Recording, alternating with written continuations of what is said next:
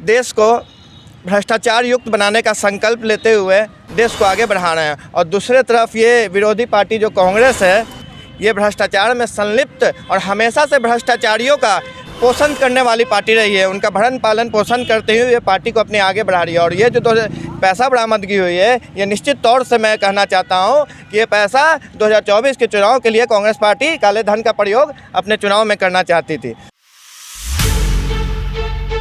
आज कांग्रेस पार्टी के एक नेता के द्वारा 300 करोड़ रुपए का गबन का मामला आया है, जिसके लिए युवा भारतीय जनता पार्टी के लोग उनका पुतला दहन किए हैं इनकम टैक्स गोलंबर के पास पटना में। आप देख सकते हैं हमारे साथ हैं लक्की जी, हम इनसे बात करने की कोशिश करते हैं। क्या है सर, बताइए आज जो पुतला दहन किए पूरा प्रक्रिया। दरअसल आप लोग सब जान रहे हैं किस तरह से कांग्रेस नेता धीरज साहू जी के घर से 300 करोड़ रुपए की बरामदगी नगद कैश हुई है।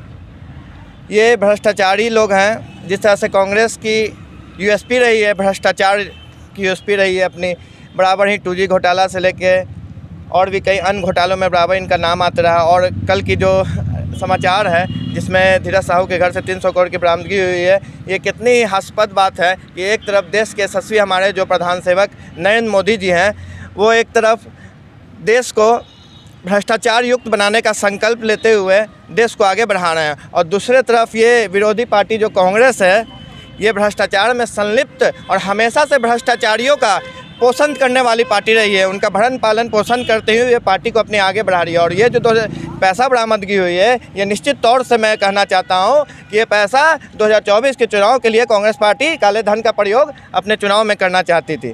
और ये आम जनता इस चीज़ को रूबरू हो गई है, और दिखाई जा सकता है कि आम जनमानस की जो धारणा है वो हमेशा से भारतीय जनता पार्टी के साथ है और इस देश के प्रधान सेवक यशस्वी नरेंद्र मोदी जी के साथ है। इसका आपको परिणाम दिखाए हैं जिस तरह से छत्तीसगढ़ में हमारे छत्तीसगढ़ के प्रभारी सह-प्रभारी माननीय हम लोग के बिहार सरकार के पूर्व मंत्री और क्षेत्रीय विधायक नितिन नवीन जी के सह-प्रभारी नेतृत्व में जिस तरह से छत्तीसगढ़ में और माननीय नरेंद्र मोदी जी के दिशा निर्देश में और नेतृत्व में जिस तरह से छत्तीसगढ़, राजस्थान और मध्य प्रदेश में प्रचंड और ऐतिहासिक जीत भारतीय जनता पार्टी ने हासिल की है, ये बताती है कि भारतीय जनता पार्टी ही देश की जन आकांक्षाओं की पार्टी है। और कांग्रेस पार्टी को जनता ने दरकिनार कर दिया गया है। और आप देखिएगा 2024 में जनता किस तरह से कांग्रेस के कोई भी सांसद का सदन में घुसने की इजाज़त नहीं देगा और इन्हें बाइकआउट करेगा। और इस बार नरेंद्र मोदी जी के नेतृत्व में निश्चित तौर पे 400 पार की आंकड़े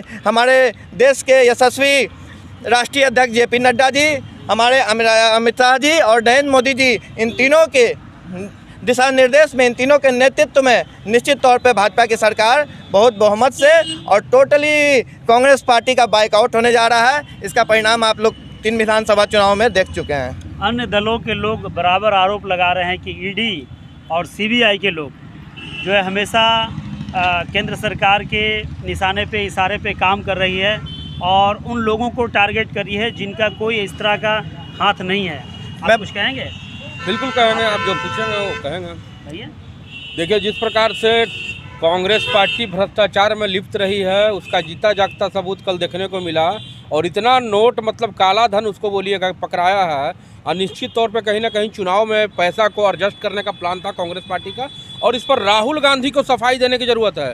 राहुल गांधी बताएं कि इतना पैसा कहाँ से आया उस भ्रष्ट राज्यसभा सांसद के पास, जिसका हम लोग भारतीय जनता युवा मोर्चा ने अभी इनकम टैक्स पटना में पुतला दहन किया।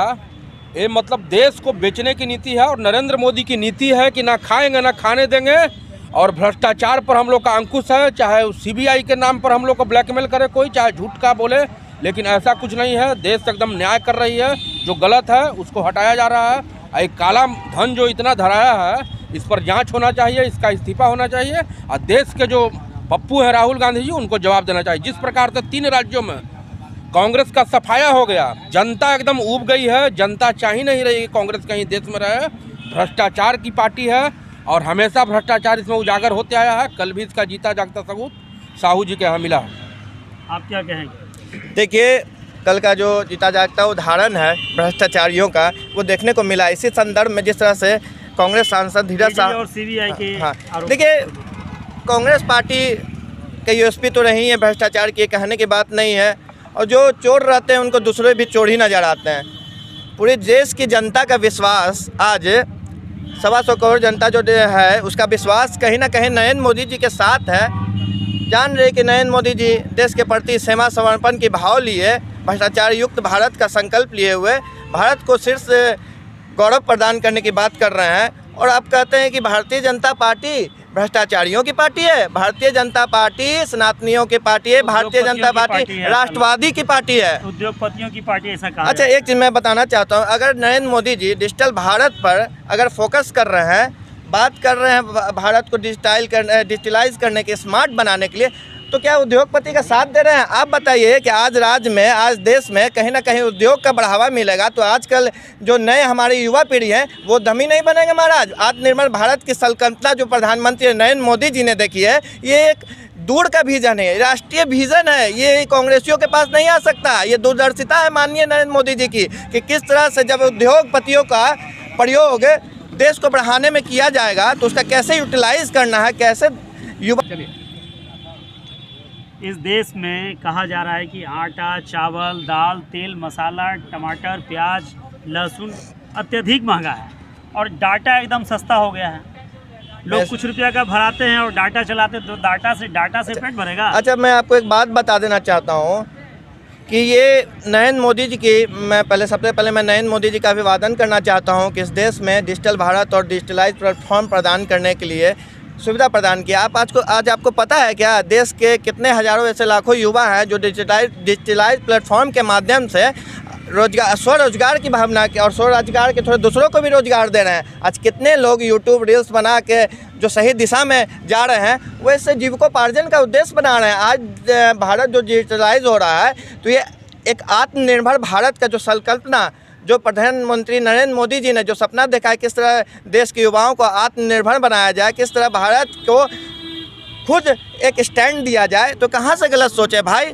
आज आप डाटा का बात बोल रहे हैं तो आज अगर 4G डाटा प्रयोग में हो रही है तो इस कहीं ना कहीं क्रिएटिव माइंड आज भी हो रहा है। आज आप लोग देख रहे हैं कि स्टैंड अप कॉमेडियन, पहले आप लोग सुनते थे क्या? हम लोग जब पढ़ते थे तो एक ही हमारे दिमाग में लक्ष्य होता था कि हम लोग को 9वां 10वां पास करना है और रोजगार लेना है।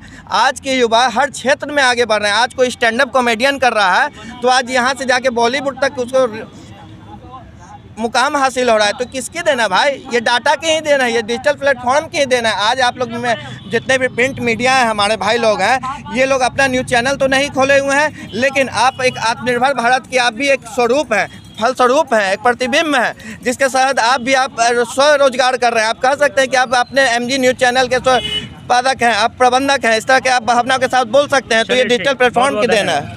लक्की जी ने कहा डाटा है तो सस्ता, लेकिन इससे खरीद सकते हैं आटा महंगा। आप यानी डाटा से आप बहुत सारा काम, डाटा से बहुत सारा काम लेंगे, काम करेंगे तो उससे आटा खरीदाएगा। और एक चीज़ और बताता हूँ, आपको शायद पता नहीं होगा, कुछ लोग बताते नहीं होंगे। आज से पहले प्राइवेट नौकरी में कितना पैसा मिलता था? 8,000 रुपया पर खटवाता था। नरेंद्र मोदी जी ने ऐलान किया किसी भी प्राइवेट प्लेटफॉर्म पर किसी को 15,000 रुपया से कम नहीं दिया जाएगा। आप जाके जरा पता कीजिए, प्राइवेट बैंकों में काम करने वाले लोगों को 60,000 70,000 की सैलरी मिलती है। तो कहीं ना कहीं लोग भ्रम फैलाने के लिए कोशिश करते हैं कि आज रोजगार नहीं है। रोजगार वो बेरोजगार हैं जिनकी भावना नहीं है काम करने के लिए। चलिए मैं आपको दिखाता हूँ रोजगार का किस तरह से रोजगार किया जाता है। ऐसा गलत है बोलना। चलिए लक्की जी, धन्यवाद। तो हमारे साथ लक्की जी थे और अपनी बातों को बहुत ही सही तरीके से हमारे बीच साझा किए हैं। मैं आदम परवेज।